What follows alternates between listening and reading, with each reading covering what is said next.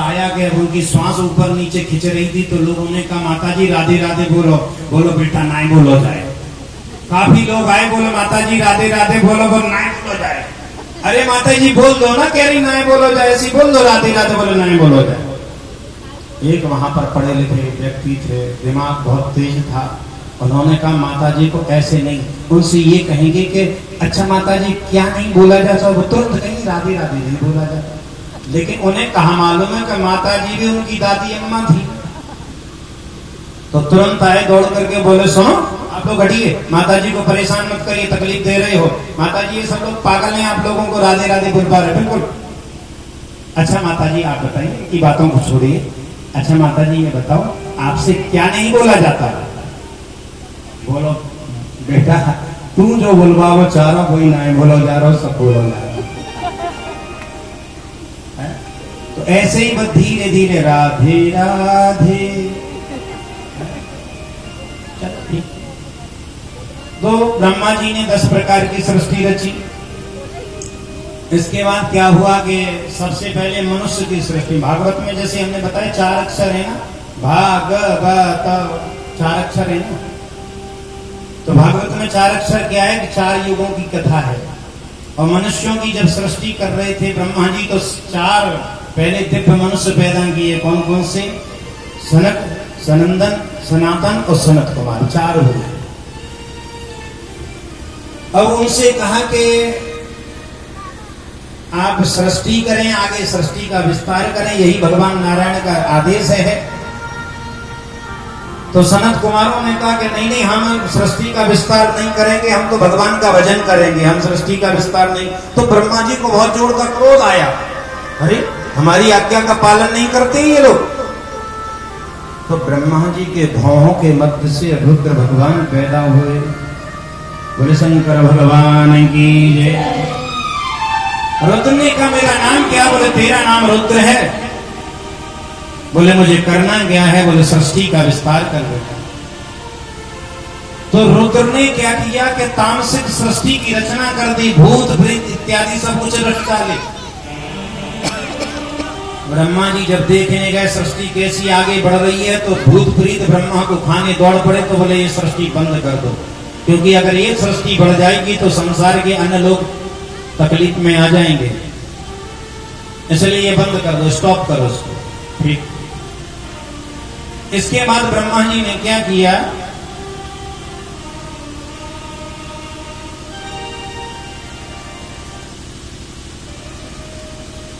मैत्रेय कहते हैं कि ब्रह्मा जी ने अपने शरीर से ही 10 पुत्रों को पैदा किया।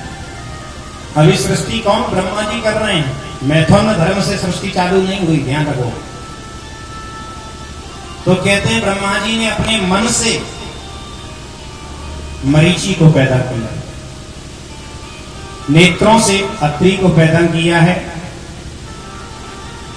पुलस्त को कर्ण से, कुला को नाभि से, कर्तु को हाथ से, भृगु को प्राण से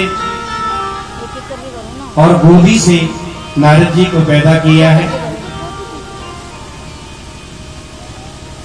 अब ये सब पैदा करने के बाद में ब्रह्मा जी की वाणी से सरस्वती देवी पैदा हुई। हृदय से काम की उत्पत्ति हुई। सरस्वती को देख करके कामादित हो गए। ब्रह्मा जी बड़े आगे, तो देखा कि ये तो हमारी पुत्री है। इसके बाद ब्रह्मा जी लज्जित हो गए। ब्रह्मा जी ने अपने शरीर को परित्याग कर दिया है। परित्याग करने के बाद में ब्रह्मा जी फिर दूसरे बने। उनके जो शरीर से, ब्रह्मा जी के शरीर से मनु और शतरूपा हुए। दाएं भाग से मनु, बाएं भाग से शतरूपा हुए। बकाया ब्रह्मा जी का जो शरीर है उससे कोहरा बना, जो सर्दी में छा जाता है, कोहरा जिसे कहते हैं वो। अब मनु और शतरूपा से अब यहां पर 2 मिथुन धर्म की सृष्टि, स्त्री और पुरुष के द्वारा सृष्टि प्रारंभ हुई। मनु और शतरूपा के द्वारा उनकी 5 संतानें हुई, 2 पुत्र और 3 कन्या। आकुति, देवहूति, प्रसूति और प्रियव्रत और उत्तानपाद, ये 5 संतानें। अब ब्रह्मा जी ने अपना नया रूप ले लिया था, तो कहा कि अब सृष्टि कैसे रहेगी, कहां रहेगी, ये विचार ब्रह्मा जी कर रहे थे। तो उनके एक नासा मार्ग से छोटा सा जीव का प्रादुर्भाव हुआ, वो बड़े विशाल बाराही के रूप में परिणत हो गया। बोले बाराही भगवान की जय। बाराही भगवान के रूप में परिणत होकर के रसातल की ओर जाने लगे। अब रसातल की तरफ जा रहे थे तो क्या देखते, एक दैत्य था जो उड़ रहा था। पहले लोग उड़ते बहुत थे, अब कथा देखिए इधर से उधर होती जाएगी, आप समझ बाद में समझ में आएगी आपको। यहां पर प्रश्न कर दिया कि एक दैत्य उड़ रहा था,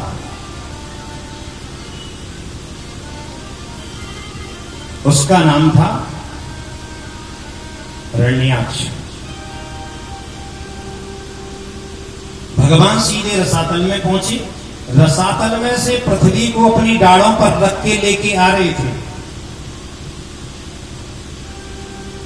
तो पृथ्वी के मन में भी एक संशय था कि हम नहीं थे तो भगवान को भी स्पेशल अवतार लेकर के हमारे समक्ष आना पड़ा हमें लेने के लिए। पृथ्वी के मन में संशय था। तो यहां पर ऋषियों ने प्रश्न कर दिया सूत जी महाराज से कि जब मनुष्य थे ही नहीं तो ये हिरण्याक्ष कहां से आया, ये कैसे उड़ रहा था, ये कौन है। अब उसका जवाब दिया।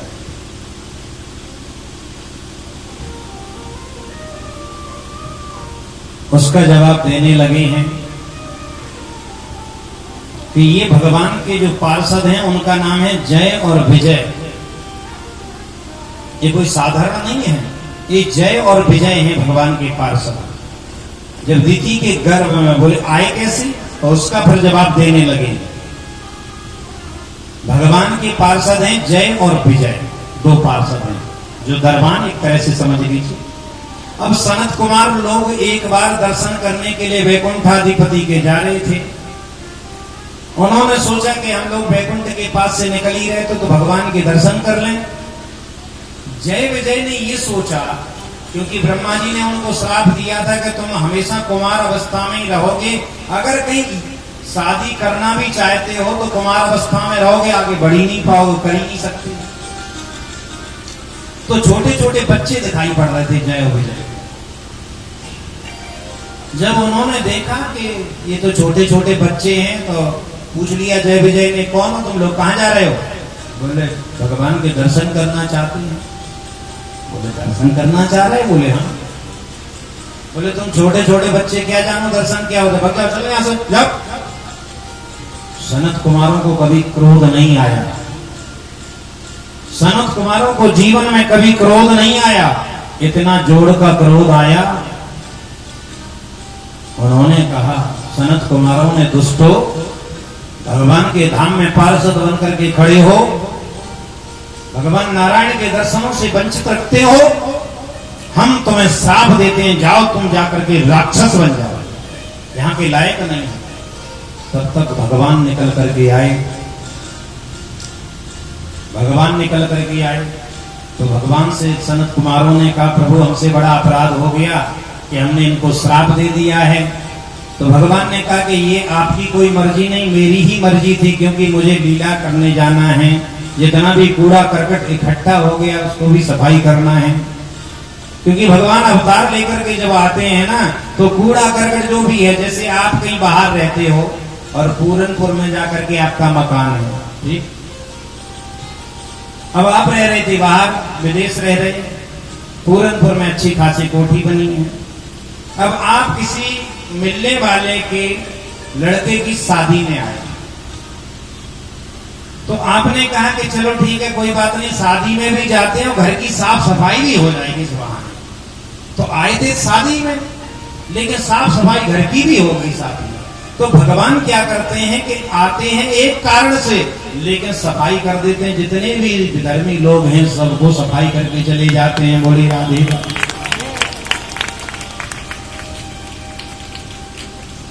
तो सनत कुमारों से कहा भगवान ने, ये मेरी ही इच्छा है, आपकी इच्छा से नहीं, क्योंकि हमें लीला करने जाना है। बोले तो तो सनत कुमारों ने कहा कि यदि कहीं ये आपसे प्रेम करेंगे, ये आपसे प्रेम करेंगे तो 7 जन्म तक राक्षस होंगे, और यदि कहीं आपसे द्वेष करेंगे तो 3 जन्म में ही ये पूरा हो जाएगा इनका। तो वही जाकर के ये पहले जन्म में हिरण्याक्ष हिरण्यकश्यपु बने, और दूसरी में रावण कुंभकर्ण बने, तीसरी में सुष्पाल और दंतवक्र बने। अब ये हिरण्याक्ष कैसे बने के आए हैं कि एक बार संध्या कालीन बेला में, देखो अदिति के तो हैं देवता हैं, पिता एक ही हैं, और उनके देवता भी हैं दैत्य भी हैं। तो कश्यप जी की 2 पत्नियां हैं, दिति और अदिति। तो दिति के तो दैत्य हैं और अदिति के आदित्य नहीं देवता हैं।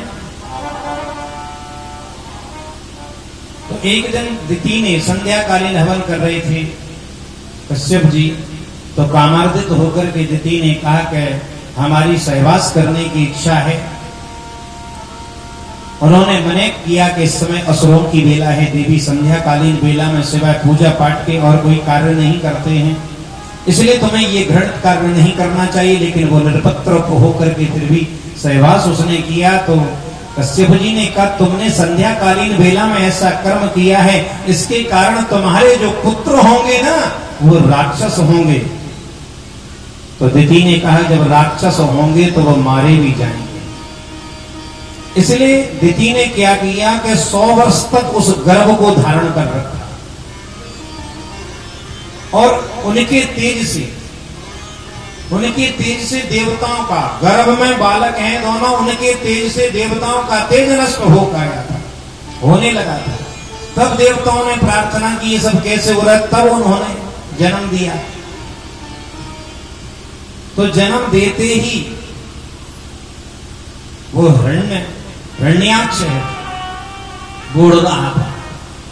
अब जब वो उड़ रहा था तो उसने कहा खुजली मच रही, कोई लड़ने वाला मिल जाए। और तो कोई नहीं, नारद जी उड़ रहे थे, उनसे मिल गए। तो नारद जी बोले बाबा इधर आओ इधर आओ। अब बेचारे नारद जी उसका विशाल काय शरीर देख करके बोले हाँ बताओ क्या कुछ भजन कीर्तन सुनना है क्या? नहीं। बोले फिर लड़ाई करना है। लड़ाई? अरे भैया कोई पहलवान देख लो, हम कहाँ लड़ेंगे, हम तो भजन कीर्तन करने वाले हैं। अगर 1 आध घंटे की कहो तो संकीर्तन सुना दो। मैं संकीर्तन नहीं, हमें लड़ना है। तो लड़ना है तो एक काम करो, हम पहलवान बता देते हैं। बोले कौन सा?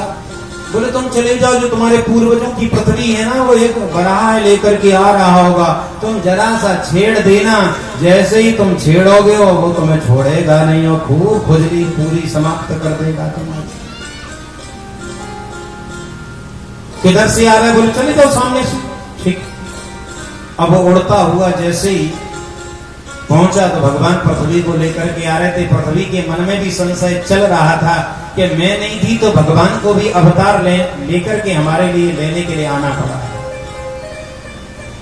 तो भगवान ने क्या किया कि पृथ्वी को एक जगह रखा, वहां सुंदर बाग बगीचे सब उपवन बने हुए थे।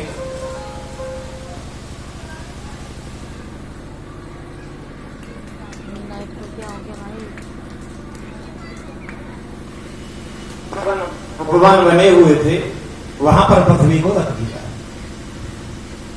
और भगवान ने क्या किया, हिरण्याक्ष दैत्य से युद्ध किया और कहा कि देखो हमसे तुम युद्ध करो। तो भगवान ने उसको युद्ध के द्वारा परास्त कर दिया है। परास्त करने के बाद में